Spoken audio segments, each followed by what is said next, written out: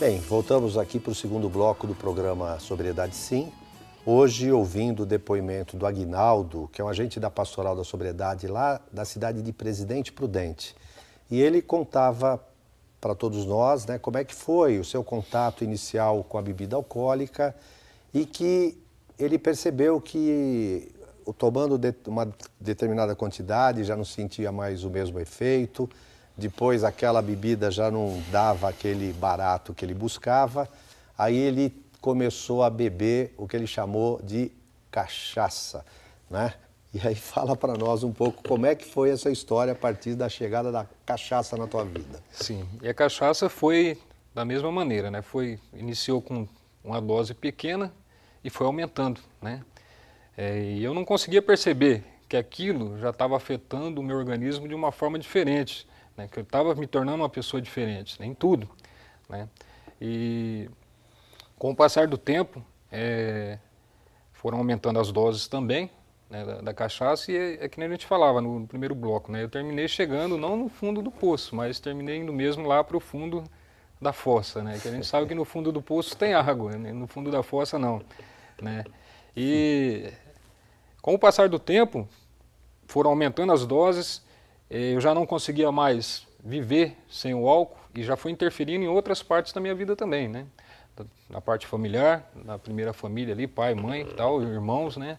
Foi interferindo na parte de trabalho, na minha parte profissional. Agora, Aguinaldo, só me permita interromper uma coisa para eu tentar entender, né?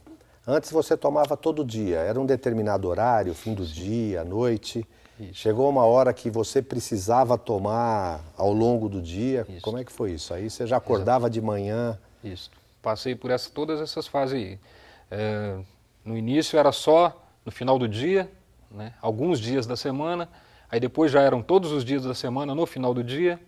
Aí daqui a um pouco já era todos os dias da semana, na hora do almoço e no final do dia. Né? Aí passou mais um tempo, na hora do almoço, no final do dia e num pedaço da noite. E foram aumentando, né, as doses e a frequência. Até que chegou num determinado momento da minha vida onde eu tinha que tomar de manhã.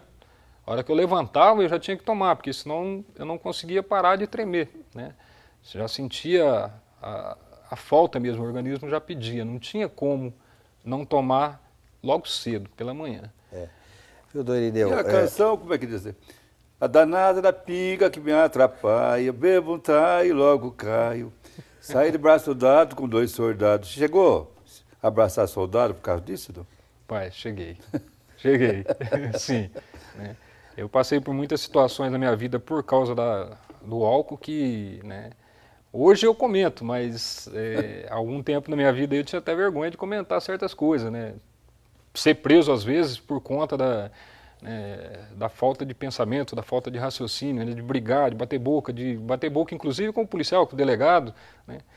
Você se tornava agressivo ou não? Às vezes. Não na maioria das vezes. Mas claro que durante quando você está sob efeito do álcool, você não tem essa consciência, né? Mas você percebia depois, ou as pessoas falavam depois, comentavam as atitudes que você tinha quando bebia ou não? Sim, as pessoas comentavam, né? Aquelas pessoas que estavam diretamente envolvidas ali no episódio, e eu sentia também no meu próprio corpo, né? Que às vezes quem ficava com a pior parte era eu, né? Vou lá caçar confusão, alcoolizado, com 1, 2 ou mais, né? Não vai dar certo, vai apanhar. E terminava sofrendo as consequências. Aí no outro dia eu sentia, né? Que estava dolorido, que doía isso, doía aquilo. E algumas vezes nem lembrava o que tinha acontecido, né? As pessoas que chegavam e falavam, oh, aconteceu isso, isso e isso ontem. Você lembra disso? Mas viu, Dom Irineu, às vezes as pessoas falam que assim, que o alcoolista finge que não se lembra das coisas, mas não é verdade, né? Porque o álcool é uma droga depressora do sistema nervoso central, age no cérebro e dependendo da quantidade, ela provoca essa amnésia alcoólica que é chamado. Muitas vezes ele desliga mesmo esse mecanismo da memória e as pessoas não se lembram realmente, às vezes, das barbaridades que fizeram. E já era casado, tinha filhos? A família? Não, ainda não. Aí a sucessão das coisas foram dessa maneira. Eu me casei, né, em 1987. Né, esse casamento durou 4 anos, porque de 87 a 91 aí que aumentou mesmo de vez, desandou mesmo, né, Você a chegou a situação. ter filho? Não cheguei a ter filhos deste casamento, né? Infelizmente foi um casamento que durou só esse período, 4 anos, por conta do álcool. Hoje eu sei disso, mas naquela época eu achava que não, né? Que eu colocava 200 desculpas diferentes, mas não falava, não assumia que era o álcool mesmo, né? Que o meu problema era o álcool. Quer dizer, eu não me via como um alcoólatra ainda, né? E de 91 para frente é que eu comecei a entender o que eu estava passando. Comecei a descobrir. Aí você, o casamento se desfez. Se desfez. Né? E nesse momento você tomou essa consciência ou ainda não? Não, ainda não. Não, ainda não.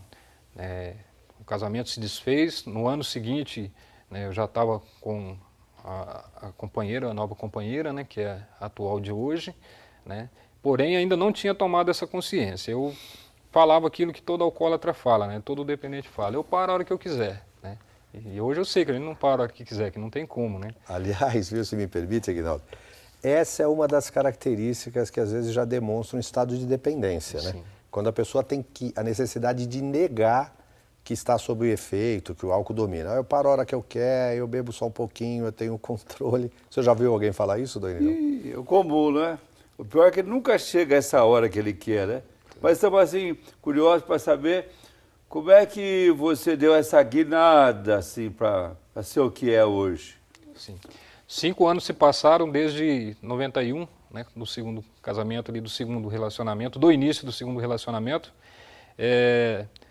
E já no fundo da fossa, que nem eu disse, né, totalmente, já tinha perdido tudo, família, filhas, esposa, tinha ido tudo embora, emprego, né, posição social, já morava numa casa que já não tinha mais nada dentro, porque o alcoólatra ele se abandona também, né, ele se larga, né, e aí eu tomei a decisão que já vinha sendo protelada por 5 anos, né, quero, não quero, vai, não vai, né, tomei essa decisão, foi em 97, 96 para 97, quando eu fui me internar, né, fazer a minha internação, passei por uma comunidade terapêutica,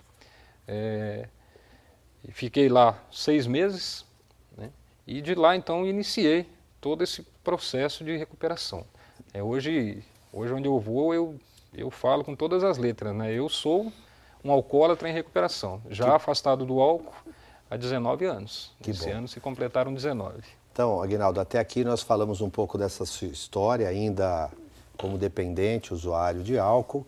Você começou a iniciar que em um determinado momento você falou, olha, agora chega, buscou se internar, uma recuperação. Então nós vamos fazer uma pequena interrupção, uma pequena parada para o próximo intervalo, para que você depois, ao retornar, aí você fala o que foi essa mudança de vida e como é que a pastoral da sobriedade também entrou na sua vida, tá bom? Então você fique um pouquinho aí aguardando esse intervalo, daqui a pouco o Aguinaldo continua falando para nós essa sua história muito rica de vida.